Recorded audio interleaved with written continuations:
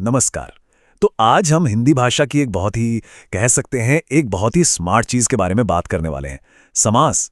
ये एक तरह की कला है, शब्दों को जोड़ने की, उन्हें छोटा और दमदार बनाने की, जो हमारी भाषा को और भी मजेदार बना देती है। तो चले इसमें उतरते हैं। एक बहुत ही आसान से सवाल से शुरू करते हैं। राजा का बेटा, इसको कहने का कोई और तरीका है? हाँ बिल्कुल, राजा का पुत्र, ये एकदम सही जवाब है।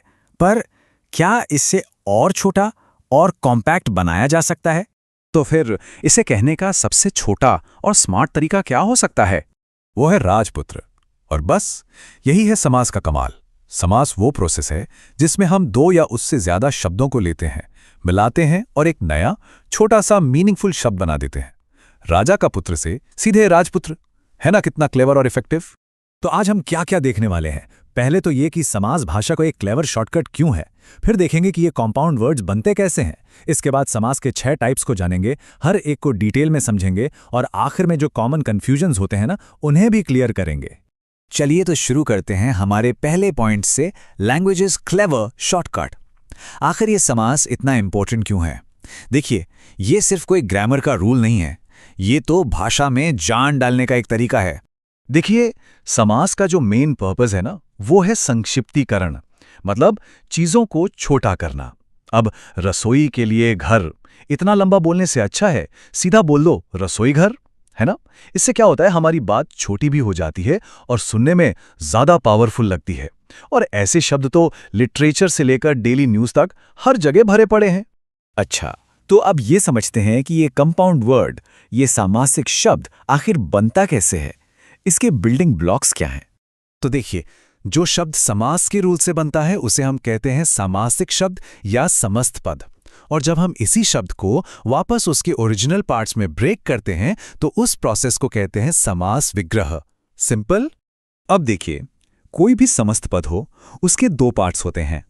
जैसे पूजा घर को ले लीजिए, इसमें पूजा है पहला पार्ट जिसे कहते हैं पूर्व पद, और घर है दूसरा पार्ट जिसे कहते हैं उत्तर पद।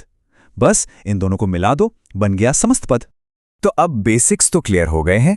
चलिए अब समास के मेन टाइप्स को देखते हैं। हिंदी ग्रामर में समास के टोटल 6 टाइप्स माने गए हैं। कौन कौन से? अव्ययी भाव, तत्पुरुष, कर्मधारय, द्विगु, द्वंद्व और बहुब्रीहि। चलिए अब एक एक करके इन सब को थोड़ा करीब से जानते हैं। तो अब हम क्या करेंगे, हर टाइप के समास का रूल और उसे पहचानने का तरीका एग्जाम्पल्स के साथ समझेंगे। तो सबसे पहले आता है अव्ययी भाव समास। इसमें क्या होता है, पहला पार्ट यानी पूर्व पद मेन होता है और वो एक अव्यय होता है, जैसे प्रतिदिन में प्रति। ठीक है। फिर है तत्पुरुष समास, इसमें उल्टा है, दूसरा पार्ट मतलब उत्तर पद मेन होता है और इसे बनाते वक्त जो केस मार्कर्स होते हैं ना, जैसे का, के लिए, में, वो सब गायब हो जाते हैं। जैसे राजा की सभा में से की हटा दिया और बन गया राजसभा। इसके बाद है कर्मधारय समास। इसमें दोनों पार्ट्स के बीच एडजेक्टिव नाउन वाला रिलेशनशिप होता है। जैसे नील गगन, मतलब नीला है जो गगन, सिंपल। और फिर आता है द्विगु समास। अरे, इसको पहचानना तो सबसे आसान है।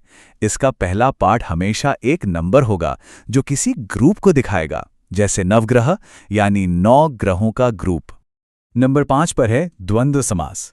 इसमें दोनों पार्ट्स इंपॉर्टेंट होते हैं, दोनों ही मेन हैं और इनके बीच में और या छिपा होता है, जैसे पाप पुण्य, मतलब पाप और पुण्य। और आखिर में आता है बहुव्रीहि समास। ये वाला तो सबसे इंटरेस्टिंग है। क्यों? क्योंकि इसमें दोनों पार्ट्स मिलकर किसी तीसरे ही मीनिंग की तरफ इशारा करते हैं, जैसे दशानन, 10 हैं आनंद जिसके, यानी कौन? रावण। अब समास के कुछ टाइप्स में ना थोड़ा कंफ्यूजन हो सकता है, तो चलिए इन ट्रिकी पेयर्स को समझते हैं और सारा कंफ्यूजन दूर करते हैं। एक बहुत ही बढ़िया एग्जाम्पल है नीलकंठ। अब देखिए, अगर हम इसका विग्रह करें, नीला है जो कंठ, तो ये हुआ कर्मधारय समास, क्योंकि ये गले की क्वालिटी बता रहा है। लेकिन अगर हम कहें नीला है कंठ जिसका, तो ये सीधा भगवान शिव की तरफ इशारा करता है और तब ये बन जाता है बहुव्रीहि समास, मतलब सब कुछ विग्रह पर डिपेंड करता है। कितना इंपॉर्टेंट है ये? बिल्कुल ऐसा ही एक और एग्जाम्पल है चतुर्भुज। अगर इसका मतलब है 4 भुजाओं का ग्रुप, तब तो ये द्विगु समास है, क्योंकि पहला पार्ट नंबर है।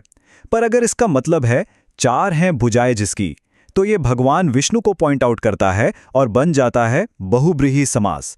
इससे पता चलता है कि कॉन्टेक्स्ट मतलब संदर्भ कितना मायने रखता है।